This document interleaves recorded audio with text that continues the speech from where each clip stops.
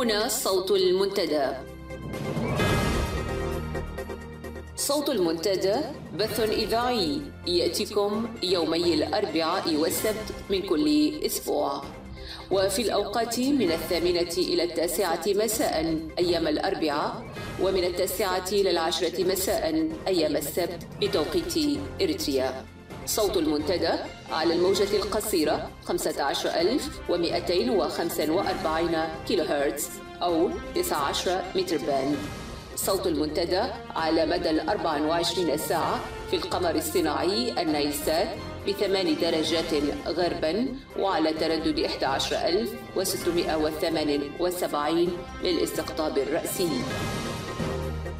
صوت المنتدى علم مستقل وحوار وطني بناء.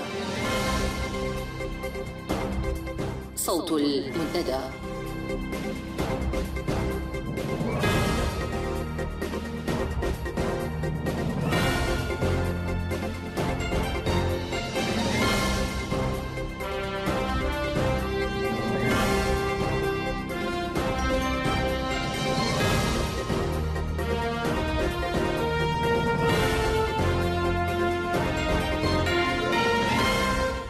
مستمعي ومستمعات صوت المنتدى، السلام عليكم ورحمة الله، وأهلا ومرحبا بكم. هذا صلاح محمد زين يحييكم وسيكون برفقتكم في ساعة اليوم الأربعاء 2 سبتمبر، والتي سنخصصها للاحتفاء بالذكرى 54 لانطلاقة الثورة الإريترية. أولى الفقرات ستكون لقاء مع المناضل محمد علي لباب، ثم قراءات لبعض ما قيل عن هذه المناسبة. وقتا طيبا وكل عام وأنتم أحرار.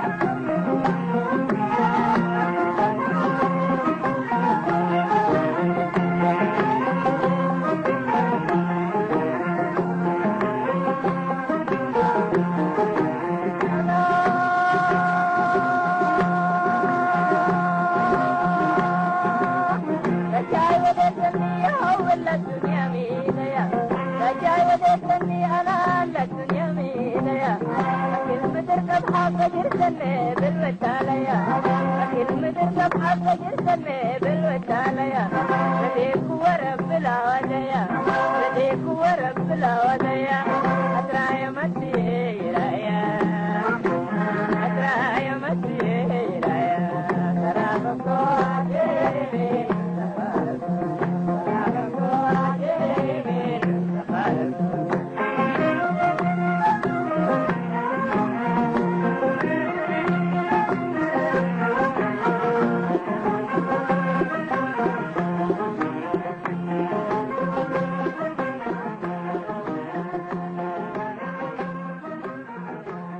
مستمعينا الأكارم، في إطار احتفائنا بالفاتح من سبتمبر وبثورة الشعب الإريتري التي انطلقت في الفاتح من سبتمبر عام 1961، نلتقي في اللقاء المنتدى لهذا اليوم بالمناضل محمد علي لباب لنتحدث عن الفاتح من سبتمبر والثورة الإريترية بشكل عام التي انطلقت شرارتها في الفاتح من سبتمبر بقيادة القائد البطل حامد إدريس عواتي. مرحبا بك أستاذ لباب في إذاعة صوت المنتدى. بسم الله الرحمن الرحيم. أولا أتوجه بالشكر للإخوة في إذاعة المنتدى لإتاحتهم هذه الفرصة بمناسبة انطلاقة الثورة الإريترية في الأول من سبتمبر عام 1961 والتي مر على انطلاقتها 54 عاما. في الواقع انطلاقة الثورة الإريترية لم تأتي من فراغ في الحقيقة، لأن هنالك كانت نضالات سياسية قام بها الشعب الإريتري وممثلا في قواه السياسية والحزبية، وخاصة طبعا سبقت انطلاقة الثورة كان وجود حركة التحرير الإريترية التي مهدت الأرضية بشكل سياسي لانطلاقة هذه الثورة. فانطلاقة الجبهة أو وجود ظهور جبهة التحرير الإريترية جاء على أنقاض عدم تمكن أو ما لا أريد أن أقول فشل حركة التحرير، ولكن عدم تمكن الحركة التحرير الإريترية من إشباع رغبات الشعب الإريتري في حين يكون هنالك عمل ملموس. سنأتي على ذلك بالمراحل. خلينا نستهل اللقاء هذا بالنضالات السياسية التي خيضت في الأربعينيات، وعي الشعب الإريتري بقضاياه الوطنية في ظل الاحتلالات التي سبقت إثيوبيا مثل الإنجليز وإيطاليا كما تعرف. فكيف ترى هذه الفترة، فترة الحراك السياسي؟ والحراك السياسي كان حراك سلمي وعمل سلمي ممثل في ظهور تكتلات سياسية في داخل الوطن الإريتري من أحزاب سياسية، منها الحركة الإسلامية اللي هم الرابطة الإسلامية، وكيف حصل خلاف وحصل انشقاق إلى شقين، شق ينادي بحق تقرير المصير لإريتريا، ومن ثم تحولت هذه إلى تنظيمات سياسية، فكانت هنالك أحزاب. هذه الأحزاب في معظمها كانت تنادي بفصل إريتريا عن إثيوبيا واستقلالها، وخاصة بعد هزيمة إيطاليا في الحرب العالمية الثانية ودخول بريطانيا لإريتريا وفترة الانتداب التي دامت 10 سنوات. وفعلا الشعب الإريتري في تلك الفترة، حتى في يذكر جون جنتر في كتابه من داخل إفريقيا إنسايد أفريكا كان يقول أنه النخبة الإريترية اللي كانت تناضل في الفترة ديك من أوعى النخب اللي كانت موجودة في القارة الإفريقية. إذن هنالك كان وعي سياسي فعلا موجود، والوعي السياسي يتخلق إذا كان المواطن حس بأن واقع عليه ظلم. هذا الظلم الذي هو اللي يولد الإحساس بالظلم، هو اللي يولد الحركة السياسية أو الحركة حتى العنيفة الممثلة في الثورة. فبالتالي كان هنالك وعي فعلا متكامل مما مهد أرضية فيما بعد لقيام التنظيمات السياسية التي تحولت فيما بعد إلى ما يسمى بحركة التحرير وجبهة التحرير الإريترية. جيد. نعم. والآن امتدادا لذلك النضال في الأربعينيات جاءت حركة التحرير الإريترية، ثم الحراك الطلابي في القاهرة الذي أسس لجبهة التحرير الإريترية. هو قبل الحراك هذا السياسي طبعا توجدت حركة التحرير الإريترية، نعم. حركة تحرير إريتريا طبعا كانت هي وليدة معاناة الشعب الإريتري نعم. من ما آل إليه الوضع من احتلال إثيوبي وضم إريتريا إلى إثيوبيا. نعم. وأصبحت جزء نعم. رغم نضالات المناضلين الأوائل. نعم. ممثلين في الرابطة الإسلامية وغيرها. نعم. ومن حزب الأشقاء، الأحزاب السياسية كانت موجودة. وبالتالي تولد في تلك الفترة هنالك كانت هجرة من الطلاب طالبين في قبل أن توجد حركة تحرير إريتريا. حركة تحرير إريتريا لم تخطط لقيام ثورة، إنما كانت تخطط لأن يقوم قائد البوليس تل عقبيت بانقلاب عسكري، وبالتالي كانوا يعولوا على هذه المسألة. ومع ذلك هذه الحركة بدأت مع خروج الشيخ إدريس محمد آدم رحمه الله والشيخ إبراهيم سلطان كلاجئين سياسيين من إريتريا إلى مصر سنة 58. وظهرت الحركة والكل كان منتمي لهذه الحركة. ولكن عندما يأس المواطن الإريتري من أن العمل السياسي لا يجيد نفعا فيما يتعلق باحتلال لا يؤمن إلا بالعنف، وكان الحراك الطلابي في القاهرة. وكان هنالك بعد حصل انقسام في داخل الحركة التحريرية، لأنه كثيرين من الرعيل الأول الذي انضم لاحقا إلى جبهة التحريرية كانوا كلهم أعضاء في حركة التحريرية، وكانوا يدفعوا اشتراكاتهم، وهم كلهم مجندين في الجيش السوداني، وممكن نأتي إلى ذكر حتى أسماء منهم. وعندما عادوا من الجنوب في جنوب السودان بعد 56-57 إلى بداية الستينات عادوا كلهم، فحصل النقاش أنه أين وصلنا نحن. كنا بندفع اشتراكاتنا وكان هنالك مساهمات لحركة التحريرية، وبالتالي حصل فعلا انشقاق. الانشقاق اللي حصل هو أن هنالك فئة، وخاصة العسكريين منهم، رأوا أنه والله يا أخي لابد هذا الاستعمار هو عنف، ولا بد من عنف مثيل أو أشد منه. وبالتالي فعلا الشيخ إدريس عاد بالفكرة إلى القاهرة، وطلاب القاهرة كانوا طبعا نخبة من الرعيل الأول، وكلهم كانوا وطنيين، وأسسوا ما سميت بجبهة التحرير الإريترية عام 1960. بعد ذلك هنالك حصلت اتصالات لتفجير عمل مسلح. هذا العمل المسلح بطبيعة الحال طبعا معروف أنه القائد الرمز حامد إدريس عواتي هو من عائلة مشهورة ومعروفة في إريتريا، ومشهورين بالفروسية ومقارعة حتى الاستعمار الإيطالي، وهو كان يعمل في هذا الموضوع. وبالتالي حصلت اتصالات من 60 إلى 61 قبل ما يطلع، كان هنالك اتصالات لإقناع حامد أنه يطلع ويعلن ميلاد الجبهة التحريرية والثورة الإريترية.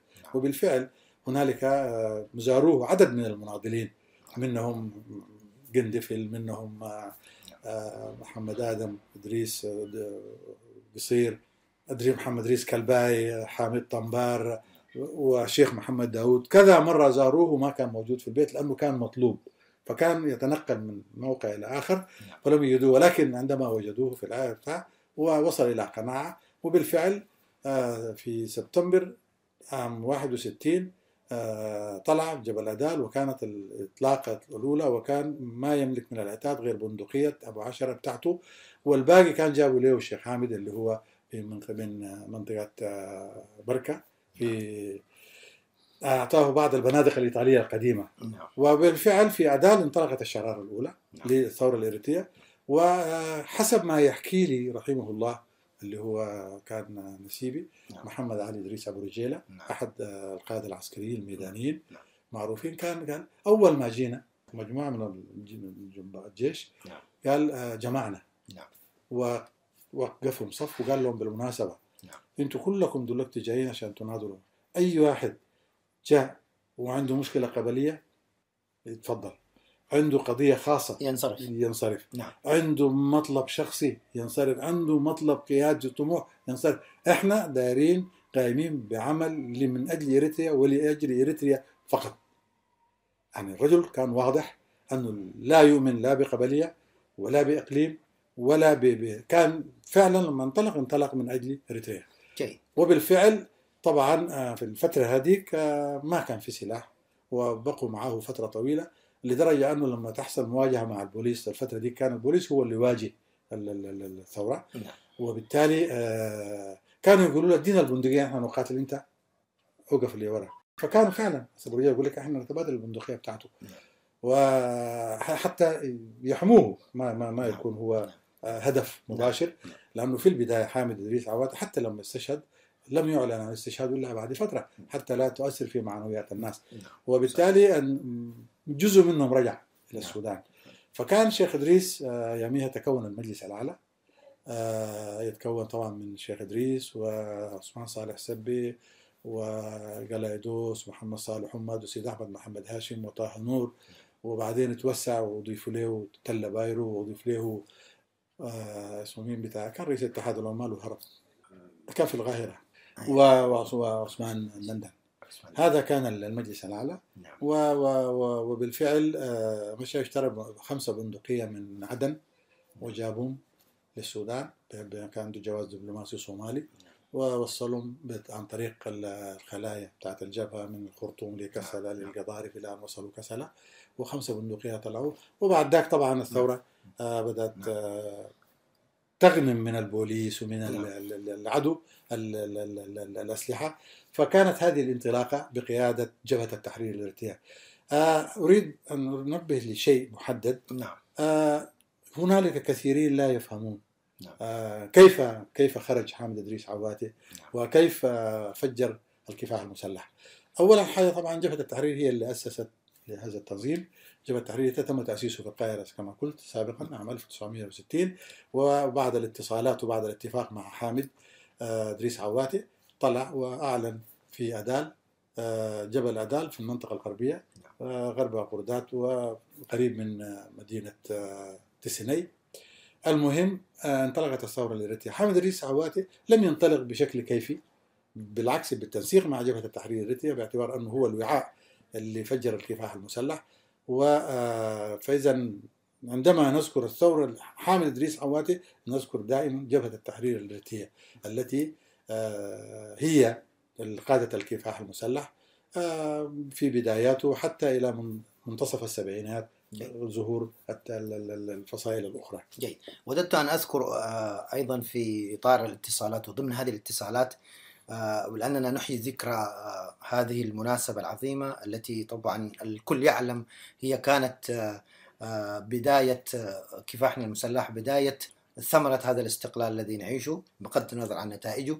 ولكن ضمن هذه الاتصالات التي ذكرتها ذكر الأستاذ محمد صالح رحمة الله عليه أن محمد والشيخ داود كلفه بترتيب لقاء أو بالالتقاء مع عواتي، وكان لقاء مفصلي. ففرع حركة التحرير الإريترية الذي انحاز لجبهة التحرير الإريترية في أقردات لعب دور في لقاء محمد عواتي بالمجموعة اللي جات. نعم وصحيح. نعم.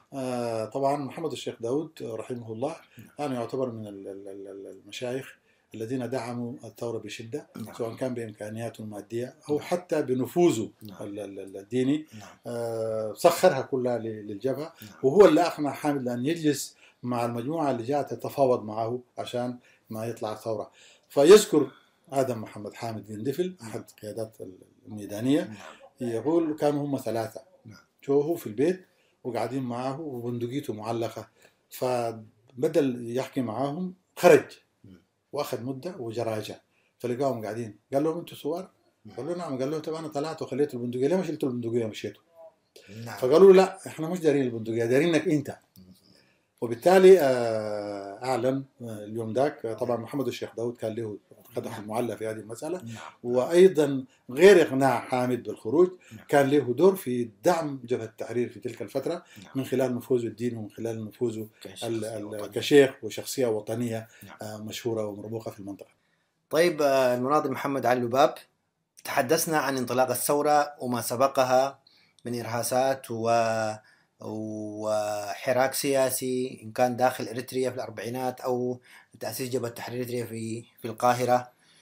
الآن نحن نعيش حالة أشبه أو أسوأ من قبل انطلاق الثورة الإريترية. نظام طاغي يقتل في الشعب، يشرد فيه، يعتقله. فهل الآن نحن بصدد الاستفادة من عبر الفاتح من سبتمبر؟ كيف تقرأ ما يدور في ساحة العمل المعارض، وذلك الزخم لنا إرث تحدثنا عنه، انطلاق الثورة الإريترية ورموزنا الوطنية بشكل عام. هل المستفيدين نحن؟ هل المستفيدين من ذلك الزخم؟ كيف تقرأ الآن ما يدور في الساحة الإريترية وربطه والاستفادة والاعتبار أو الدروس والعبر التي نستطيع أن نستفيد عنها أو نستخلصها من الفاتح من سبتمبر وانطلاق الثورة الإريترية؟ وشوف أخ صلاح، نحن المفروض نستفيد من عبر مسيرتنا النضالية الطويلة. نحن ما زلنا نعتقد أنه الاستغلال أصبح منقوص، بمعنى أنه عندما ثارت جماهير الشعب الإريتري والتفت حول الثورة الإريترية وجبهة التحرير تحديدا قبل ظهور الخلافات والانشقاقات اللي حصلت، بطبيعة الحال أولا يجب أن يفهم مستمعينا بأنه حامد إدريس عواتي لا ينتمي لا إلى قبيلة ولا إلى إقليم ولا إلى جهة محددة. حامد إدريس عواتي يمثل رمز وطني لكل الشعب الإريتري. جميل. هذه الرمزية هي التي جعلت الناس أنها تلتف حول الثورة بما له دور وله مكانته. أيضا جبهة التحرير الإريترية لم تكن تمثل لا قبيلة ولا إقليم ولا مجتمع بعينه، بقدر ما كانت وعاء مشروع وطني. جبهة التحرير الإريترية مشروع وطني، الناس تتفق معه أو تختلف معه، دي قضية سياسية.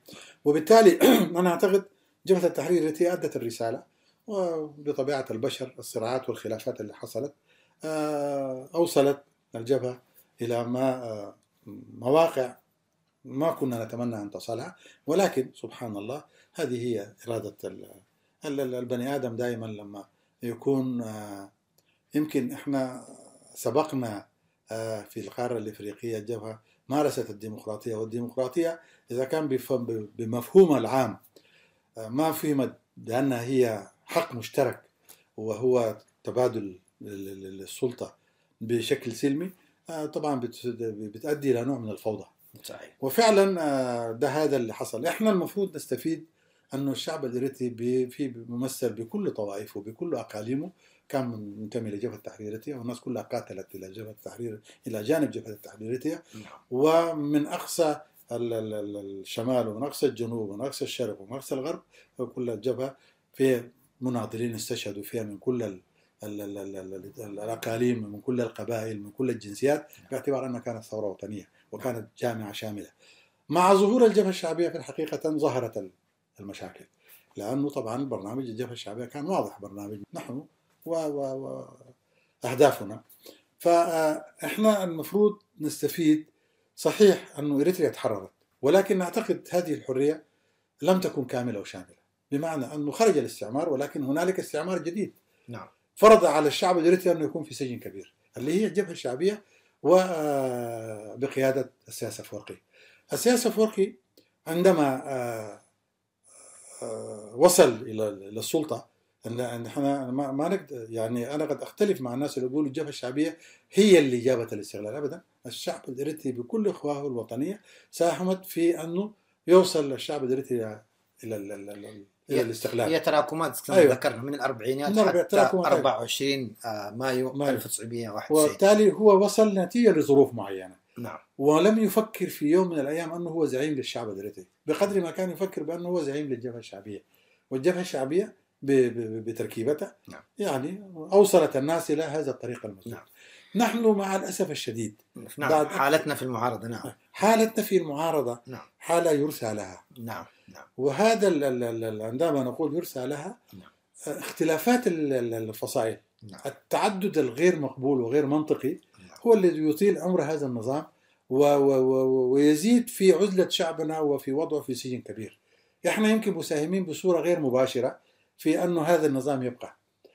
لو هنالك مشروع وطني بدل الخلافات والصراعات الدائرة، حصلت مؤتمرات، حصلت لقاءات في داخل أيام قبل التحرير، يمكن كانوا 3 فصائل، اليوم كان 34 فصيل أو أكثر. إذا سألت نفسك ليش، يبقى هذا هو ما تريده الجبهة الشعبية وما يريده أعداء الشعب الإريتري، في سواء كان إقليميا أو محليا أو دوليا. يعني احنا المفروض يكون في مشروع وطني تتحد فيه كل القوى، وبعد ذاك عندما نصل إلى مرحلة التحرير والتخلص من هذا النظام الإقصائي الطائفي، عندها الناس تستطيع أن تحتكم إلى الديمقراطية وإلى صندوق الديمقراطية.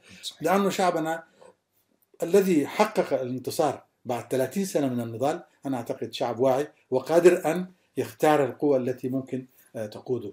ونحن ضد هذا التقسيم الموجود. نحن في إطار الجبهة وفي إطار العمل الوطني نعتقد أن الشعب الوطني الإريتري مستهدف. هذا الانقسامات الكثيرة والتعدد الكثير يصيب وحدة الشعب الإريتري، ويحاول أن فعلا يفرق الشعب الإريتري إلى قبائل وإلى قوميات غير موجودة وغير أصلا مذكورة في تاريخنا.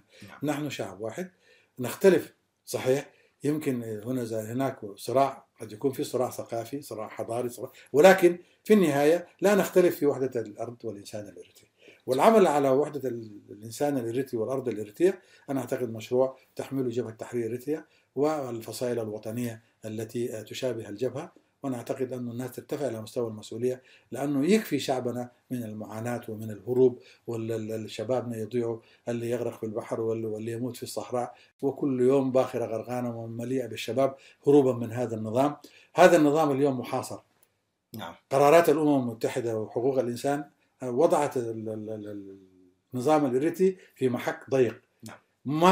لا يحتاج غير أن المعارضة تفيق لنفسها وتضع برنامج عمل وطني على الأقل يوحد الجهود ويخلص هذا الشعب من هذا النظام، وتستفيد من هذه الأجواء، تستفيد من الضغط الدولي والإقليمي. نعم. والعزلة التي يعاني منها اليوم في فرصة متاحة. نعم. للتحرك الدبلوماسي. نعم. الغرب كله ينظر. نعم. يعني النهاردة إذا كون قرار الأمم المتحدة بأن هذا النظام نظام دكتاتوري، نظام تسلطي. نعم. والشعب الإريتري يعاني الأمرين في داخل وطنه. نعم. أنا أعتقد دي فرصة. نعم. الفرصة دي ما يستفيد منها إلا بوجود قوة سياسية موحدة تكون موجودة على الأرض. نعم. مش بالكلام، ولا العمل السياسي لا يسقط النظام. نعم. العمل الإعلامي لا يسقط النظام. نعم. هذا النظام لا يؤمن إلا بالقوة. نعم. لابد من إيجاد قوة وطنية على الأرض، حتى إذا كان هنالك حل يأتي من الخارج أو حتى من الداخل لا يتجاوز هذه القوة. في حالة انعدام هذه القوة هو الذي ينكر وجودها ويقول أنه ما في معارضة وكلام فارغ، والشيء اللي قاعد يحصل ده في أوهام الناس الإعلاميين والبر وكلام بالشكل ده. ولكن متى وجدت هذه القوة ممثلة في برنامج عمل وطني تعمل من أجل وحدة الأرض والإنسان الإريتري، السياسة فرقي يشيل حقائبه ويحرحل. نعم. الحديث معك زوشيجون. في نهاية هذا اللقاء تحدثنا عن حالة المعارضة، ويبدو أنها بعيدة من مبادئ وقيم الفاتح من سبتمبر، ولكن بإيجاز ما الحل؟ يعني الآن المجلس كما تراه يختلف حتى في عقد مؤتمره الثاني، وهناك جماهير بعيدة عن الحراك بتاعت المعارضة والقوى السياسية. المجتمع الدولي الآن مهيأ لأن يكون قريب للمعارضة أو لدعم المعارضة، لأنه توصل لحقيقة أنه هذا النظام ينتهك حقوق الناس. الطاقية وزمرته يرتكبون جرائم إبادة وجرائم تعذيب وجرائم ضد الإنسانية. فماذا تقول لهذه المعارضة؟ ما هو الحل؟ أنا أقول للمعارضة أنه يفيقوا لنفسهم. أول حاجة أنا يبدو لي المعارضة بشكل الحالي وجدت لأن تبقى ضعيفة. لأن تبقى ضعيفة. نعم. كيف؟ لأنه أول حاجة هذا بدل التحالف حصل نوع من التوسيع، ربما بقصد توسيع دائرة المعارضة. ولكن هذا التوسيع بقى وبال على المعارضة. كل 3 و4 يشكلوا تنظيم ويقول لك احنا معارضين ودارين نعمل تنظيم سياسي. العمل السياسي أنا أعتقد يحتاج إلى نخبة، وأنا أناشد الشباب أن يلعبوا دورهم ويأخذوا زمام المبادرة، بمعنى أنه إما أنه والله الناس بدل تتفرج الليلة جزء كبير جدا من القوى الموجودة في الخارج في الشتات هي قوى متفرجة، إما أنها فعلا تؤمن بتنظيم معين وتنتمي إليه أيا كان هذا التنظيم وتقويه بحيث أنه يبقى هو البديل، إما أنه والله لا ما تؤمن بالقوة دي وهو غير ميؤوس منها يقيم تنظيم لعل يلم هذا الشباب ويتخلق منه أيضا قوة تبقى بديلة وهي اللي تقارع هذا النظام. ولكن أنا أعتقد هذه الفصائل الوطنية على الأقل الفصائل التاريخية الموجودة اللي لها جماهيرها ولها أرضيتها ولها قواعدها، الناس تلتف حولها وتقويها باعتبار أنها هي الأقدر في مواجهة حتى من الناحية التاريخية، حتى من الناحية القانونية هي موجودة ومعترف بها. إذن تقوية هذه الفصائل بمعنى أنها تكون موجودة على الأرض في مقارعة هذا النظام، أنا أعتقد هو ده المخرج لنا، بدلا من أنه كل يوم نفرخ تنظيمات جديدة ومنظمات جديدة لا تقدم ولا تؤخر غير أنها تفرق وتعمق في الفرقة وفي شتات. جيد. نشكرك جزيل الشكر المناضل محمد علي لباب لوجودك معنا. مستمعي الأكارم، كنا نتحدث عن الفاتح من سبتمبر وقيمه وزخمه وإرث الفاتح من سبتمبر، ووصلنا إلى ختام هذا اللقاء.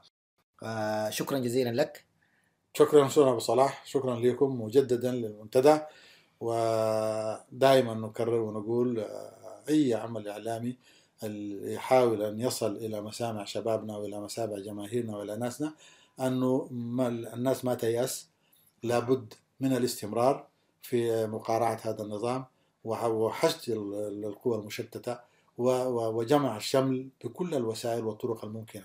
وفي النهاية لا يحق إلا الحق، ما دام الشعب الإريتري رافض هذا النظام لا مآل هذا النظام حيؤول وحيزول. شكرا جزيلا مرة أخرى. باسم مستمعي صوت المنتدى نشكرك لاستجابتك لدعوتنا أن تكون ضيف لقاء المنتدى لهذا اليوم. شكرا جزيلا. شكرا أبو صلاح.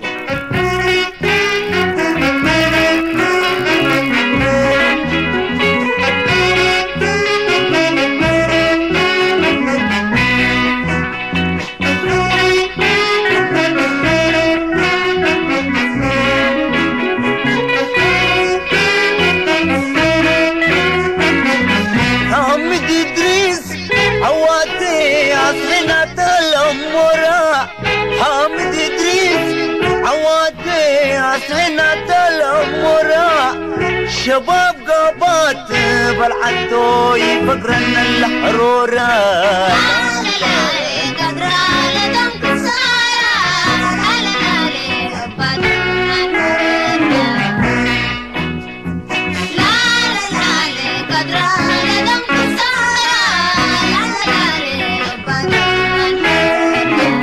مدر الصباح والمساء، مدر الصباح والمساء، مدر الصباح والمساء، مدر الصباح والمساء، أصف خضرات تتحرر من قتل عينين القسي.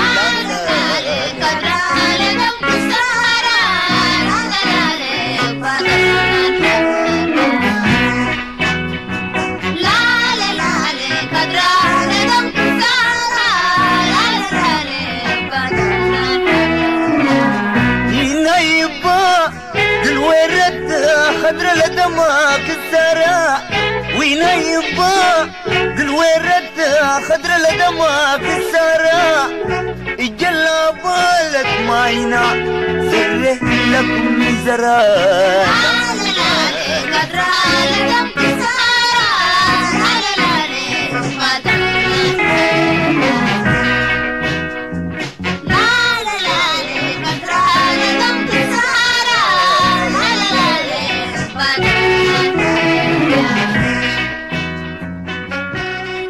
أهلا بكم مرة أخرى مستمعين الأكارم. ويتواصل احتفاؤنا بالفاتح من سبتمبر، وفيما يلي سنتجول وإياكم على بعض صفحات التواصل الاجتماعي لنستعرض ما قيل عن هذه المناسبة العظيمة، مناسبة ذكرى مرور 54 عاما على انطلاقة ثورة الفاتح من سبتمبر.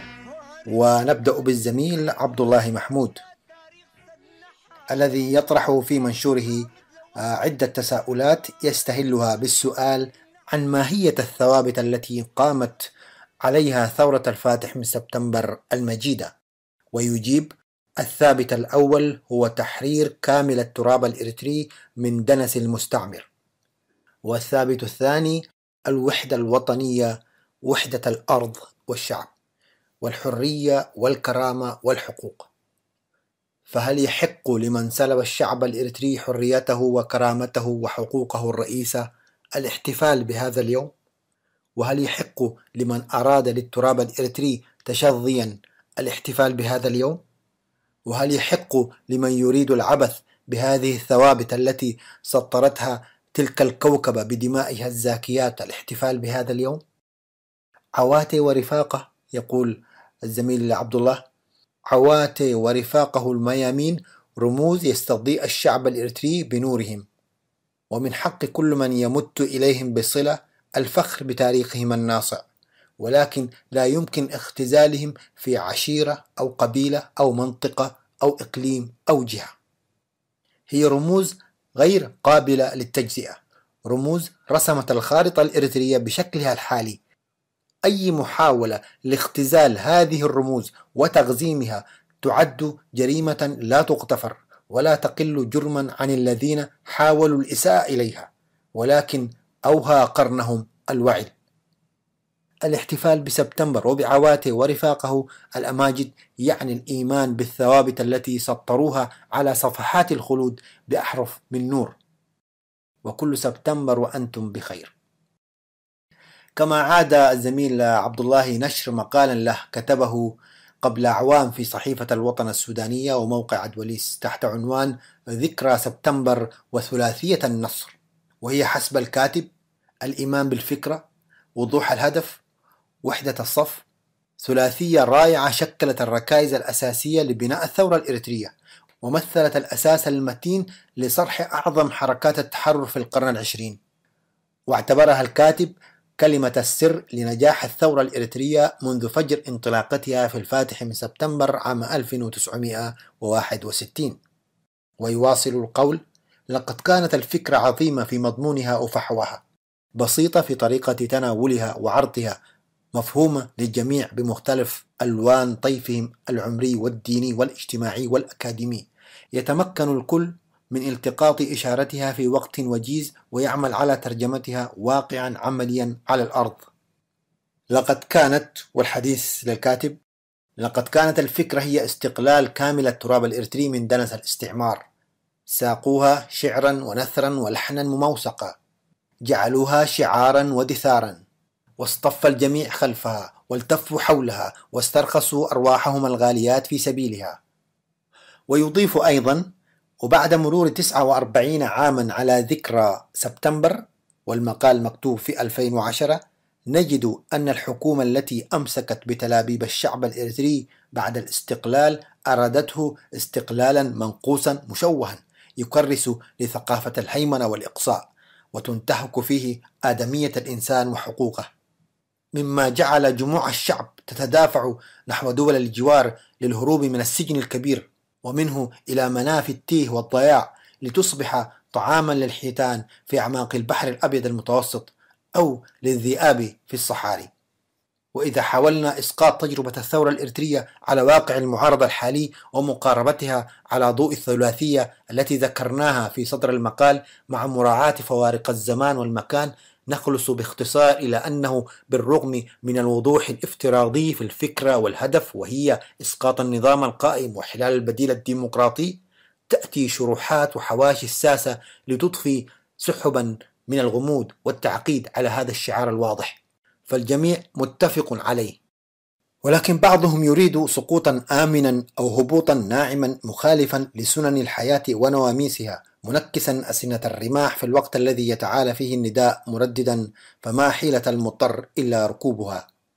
والبعض الآخر يوافق على إحلال البديل، ولكنه يريده بديلا متشظيا ممزق الأوصال، كانتونات متناحرة تحكي حال دويلات الطوائف في الأندلس، ويسوق مصطلحات من شاكلة الوحدة الطوعية وحق تقرير المصير، ويحاول إسقاطها على الحالة الإريترية دون ما سبر لأغوارها أو نظرة فاحصة في كنهها أو قراءة متعمقة لمضمونها، في استنساخ لتجارب دول أخرى تختلف في تركيبتها وتعقيداتها عن الحالة الإريترية.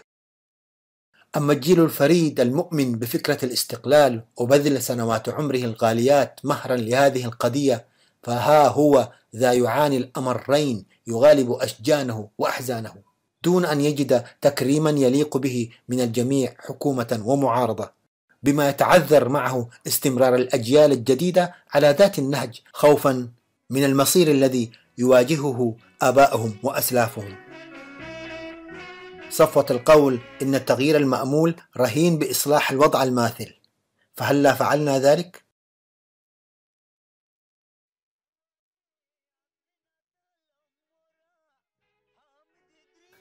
وفي صفحته على الفيسبوك كتب الزميل محمود أبو بكر: الفاتح من سبتمبر، عواتي والرفاق يغزلون للشمس فلكا جديدا، شرارة الوعد الأول لفجر أرادوه أن يولد مكتمل الإشراق.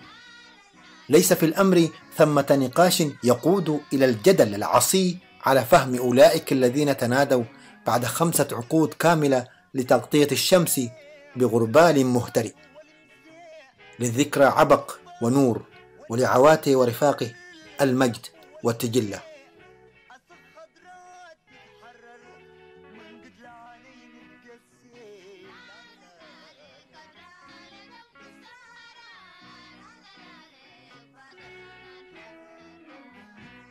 ونذهب إلى السودان، وتحديدا إلى مدينة كسلة، حيث يشاركنا الشاب عبد الهادي محمود كسلة بمقال على صفحته الخاصة وموقع الراكوب السوداني عنوانه بعواته في ذكرى سبتمبر، متى ينزل موج الضوء. قال فيه: الأول من سبتمبر عام 1961 كانت أفريقيا والعالم أجمع مع ميلاد ثورة شعبية جماهيرية وطنية في شرق القارة السمراء، أطلقها الرمز التحرري الشهيد حامد دريس عواتي، الذي فتحت رصاصته الطريق لنضالات جماهير الشعب الإريتري، معلنا ثورته للتحرر من الاستعمار الإثيوبي وتحقيق الاستقلال للوطن بعدد قليل من الرجال. وبمرور وقت قصير التف من حوله العشرات ثم المئات المؤلفة عددا وقلبا، رجالا ونساء، تحت راية الوطن الواحد أرضا وشعبا. اليوم تحل علينا ذكراه السنوية 54 كواحدة من ذكريات الثورات الخالدة التي سجلت ضد النسيان في ذاكرة التحرر ونضالات الشعوب. خلدها التاريخ كثورة تحررية عظيمة، حيث تعالى صوت لهيبها أرجاء العالم، بدءا من السودان وجيبوتي والصومال، وصولا إلى سوريا والصين وكوبا وفنزويلا والعراق وغيرها من الدول التي كان لقوة ثورة سبتمبر الأثر في مساندة شعوب العالم عبر الأدباء والمفكرين والسياسيين، وقد وفرت بعضها فرصا للتدريب والتأهيل بشتى أنواعه الأكاديمي والسياسي والعسكري. إن ثورة سبتمبر المجيدة التي قادها وحمل لواءها حامد عواتي، الرمز الخالد الذي يعتز به كل الإريتريين ونعتز به معهم بكل فخر، لأنه رمز من رموز الحرية والكفاح كبقية الأحرار. ويواصل: كما أن مناصرة الثورة الإريترية أيام نضالها عمل عظيم شارك فيه كثير من أهل الشرق، فغير الرعيل الأول الذي كان بينهم عدد كبير من حاميات كسلة والقضارف، كانت هنالك مناصرات تضامنية من أهل الشمال والوسط والغرب، وشخصيات بارزة أمثال الصحفي الأستاذ سيد أحمد خليفة، والزعيم الاتحادي محمد جبار العوض، والفنان محمد وردي، وشاعر القطرين محمد عثمان كجراي، والشاعر الكبير التجاني حسين دفع السيد، وآخرين كثر أثرت فيهم ثورة الإريتريين. وكذلك نعتز بها لأنها تعتبر واحدة من أكبر الثورات القومية التحررية التي شهدتها المنطقة وما حولها، حيث لم تستسلم ل30 عاما من القتال والنضال مع أشرس جيش أفريقي وأعتى إمبراطورية لم تستعمرها أي من دول الاستعمار، وكانت تقف بجانبها قوى الإمبريالية العالمية لوأد ثورة الإريتريين الذين لم يبلغ عددهم حينها 5 ملايين. إلا أن الثورة كانت هي الأقوى، لأنها نبعت من إرادة شعب توحد خلف رصاص ثورته مؤمنا بحقه في الاستقلال والكرامة. استطاعت ثورة سبتمبر بعد نضال وكفاح مستمر تعددت فيها المسميات والكيانات والقيادات بعد استشهاد بطلها عواتي أن تتوج نضالها باستقلال مجيد انتظره الإريتريون بصبر لأجل الانخراط بذات الإرادة لبناء دولة العدالة والمؤسسات التي تسودها قيم العدل والحرية والمساواة، ولتعم التنمية أرجاء بلادهم جثارة القرن الأفريقي. لكن سنوات قليلة تمضي لم تبلغ تمامة أصابع اليد الواحد من الاستقلال ليتفاجأ المواطنون بأن من اعتقدوا فيه رمزا وأوهم من حوله برمزيته النضالية بدأ يكشر عن أنيابه الخفية ليعلن قمعا دكتاتوريا عنيفا لم يسلم منه أصدقاء الثورة وقادة العلم والمعرفة، ليحول بسرعة الصاروخ إريتريا إلى سجن كبير نحرت بداخله كل الآمال والعهود وشعارات الثورة والثورية، لتعج الدولة الوليدة بسجناء الشعب الذي بحق لا يستحق هذه الجرائم التي مورست وتمارس فيه. إن ما يعانيه الشعب الإريتري، يقول عبد الهادي كسلة، من الظلم والاضطهاد والقمع والمآسي على امتداد التاريخ الطويل لقرابة ربع قرن من الزمان من قبل النظام الحاكم، كان يستحق فيه أن تخرج ذات الرصاصة التي فجرها عواته في وجه المستعمر الإثيوبي بعدد قليل من الرجال كانوا يمتلكون الإرادة والثقة بالنفس. كان يستحق مجددا أن تخرج في وجه الطغيان وتتصدى أكثر في كل الممارسات والسياسات والتشرد. نعم، هنالك أصوات إريترية نجدها تكتب هنا وهناك تحدثنا عن معاناة أو نضالات سابقة، لكن الحقيقة الواحدة تبقى هي الفعل الذي ينهي كل هذا الطغيان، حيث الإعادة المتكررة لسير التاريخ وعقد مؤتمرات تلي مؤتمرات وسيمينارات يسبقها عشرات السيمينارات دون صناعة أحداث حقيقية على أرض الواقع داخل العمق الإريتري لن يخدم معاناة الشعب بشيء، فكل ما يحدث خارجيا يستحسن حدوثه بعد أن تنفض المعارضة ما تحت الرماد الداخل.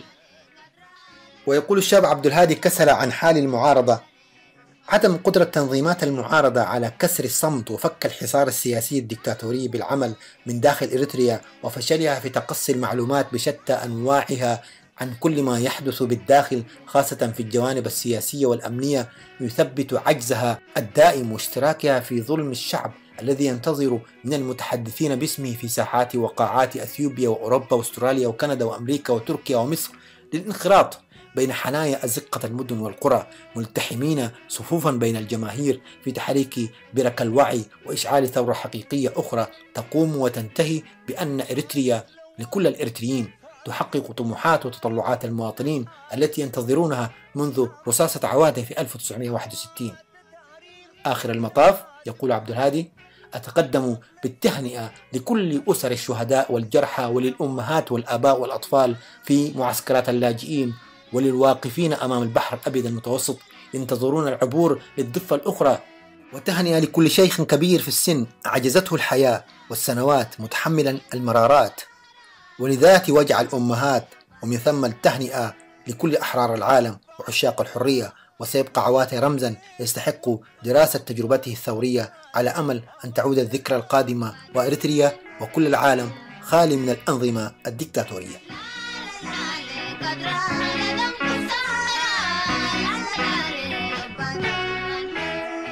ونقرأ في صفحة الدكتور حامد شيواي بالفيسبوك: في غمرة الاحتفال بعيد الثورة الإريترية ذكرى انطلاق كفاح الشعب المسلح، أهيب وأناشد الجميع إن أردنا فعلا تمجيد هذه الذكرى والوفاء لأهداف عواتي ورفاقه ومن ساروا على الدرب حتى تحقق تحرير التراب الوطني، ونتطلع الآن إلى استكمال ما لم يتحقق إلى هذه اللحظة من الأهداف الأساسية للثورة من تحقيق لبناء دولة المؤسسات والعدالة والديمقراطية والرفاهية للشعب، وهذه مهمة ليست سهلة. أناشد الجميع أن نخرج من دائرة الفشل إلى دائرة الفعل الحقيقي، إلى طرح رؤى عملية عقلانية تنقذ الوطن والشعب مما هو أسوأ مما هو راهن، كإفراز لبروز وتفشي ظواهر ومشاعر أدنى من مستوى الإحساس الوطني الجامع. وهنا تبدو الخطورة التي تستدعي طرح مخارج عملية وواقعية للأزمة، وليس تكرار تشخيصات وتحليلات وتصنيفات للنظام والتخندق في قوالب الماضي والتمترس وراء انتماءات تجاوزها حجم الأزمة وإطار المتأذين من تفاعلات ونتائج ومحاولات البعض العزف الممجود على وتر أن المستهدف هو طائفة معينة ومناطق بعينها إلى آخره. يجب الانتباه إلى تكريس مثل هذه الأفكار والتعامل بحقائق ونزاهة في تشخيص الأوضاع. نريد في مثل هذه الاحتفالات الوطنية رؤية، أفكار عملية واقعية وعلمية للخروج من الأزمات، وليس الشكليات والأهازيج أو إطلاق المزيد من سموم التشرذم والفتن وكل ما يعمق الأزمة ويشعبها إلى درجة ضياع الوطن. ويحيي أوميغا طه الذكرى بتساؤلات ناقدة للذات: هل نحن جميعا حقا ما زلنا أوفياء لأرواح الشهداء؟ وهل حقا نحس بألم شعبنا في منافي اللجوء؟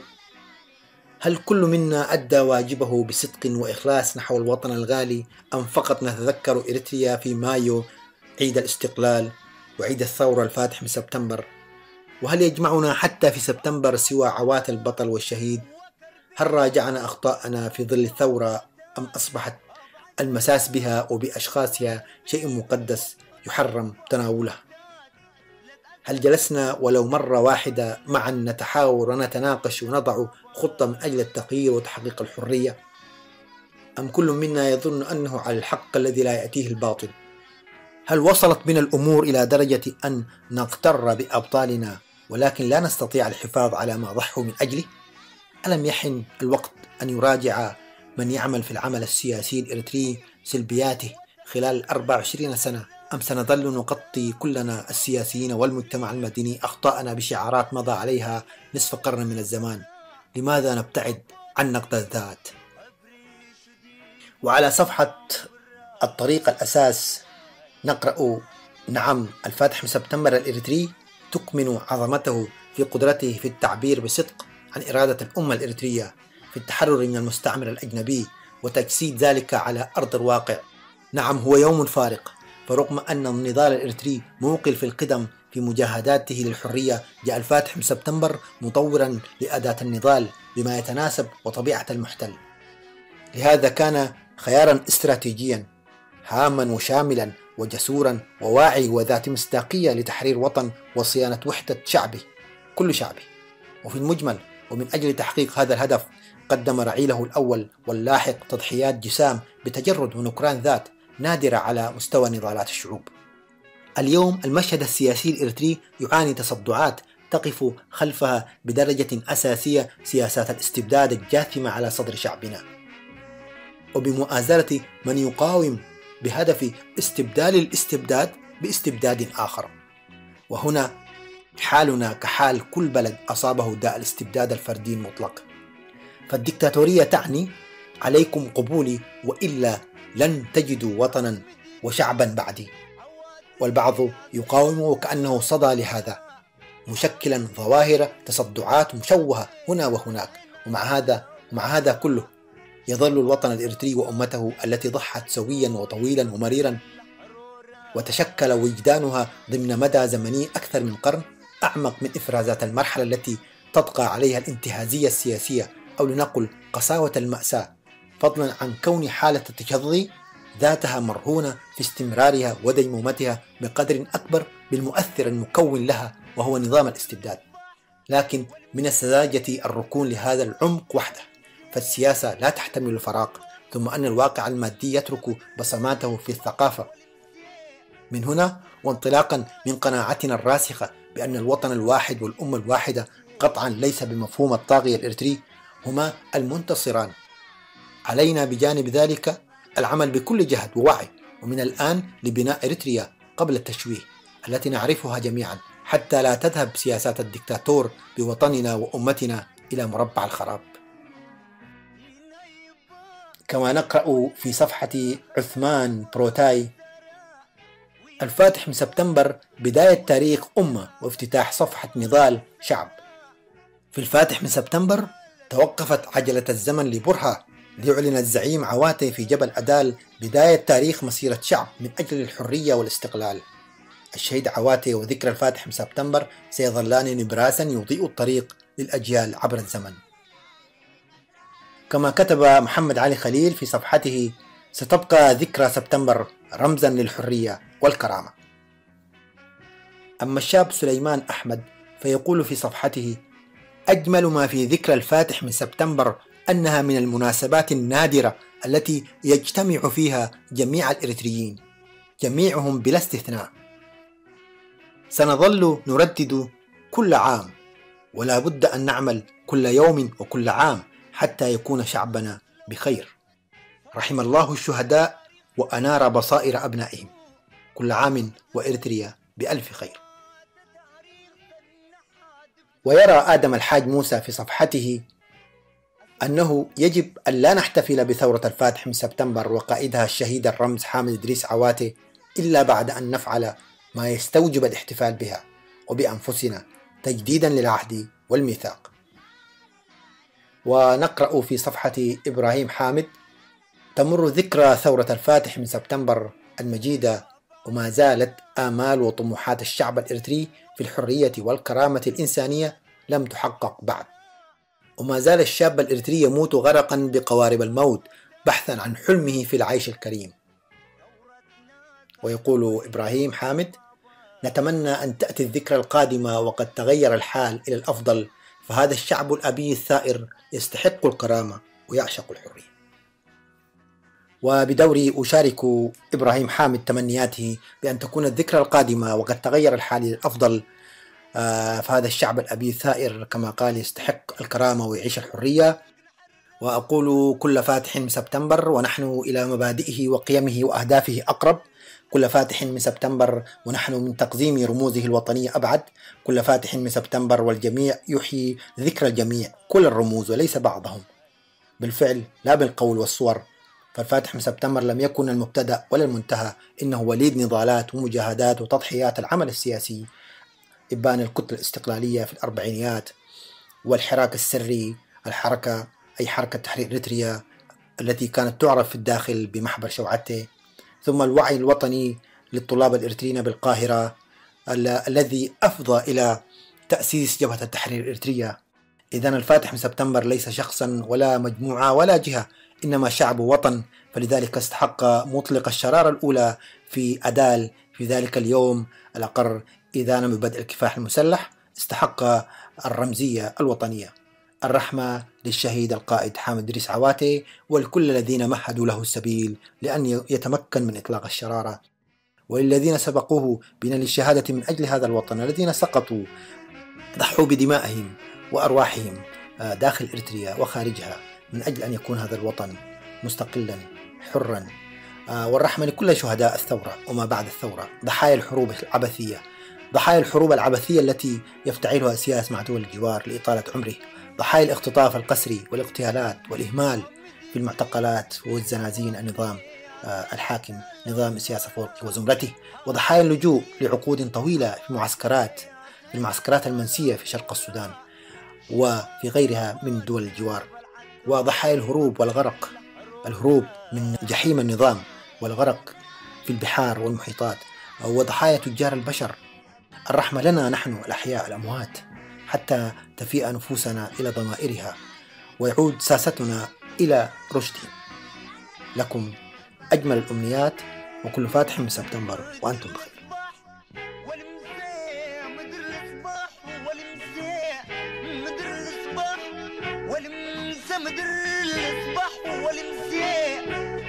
خضرات تتحرر من قد العينين تقسي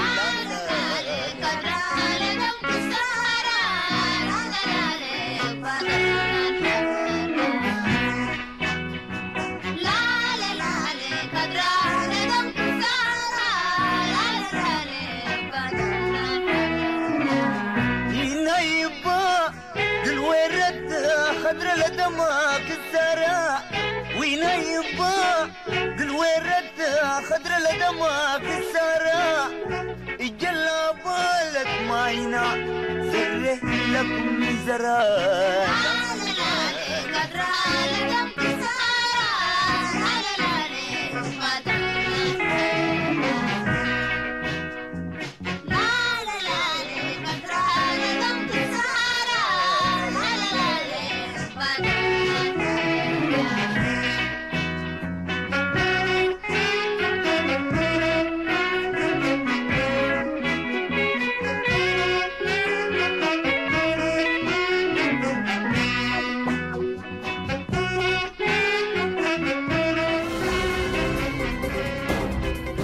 صوت المنتدى.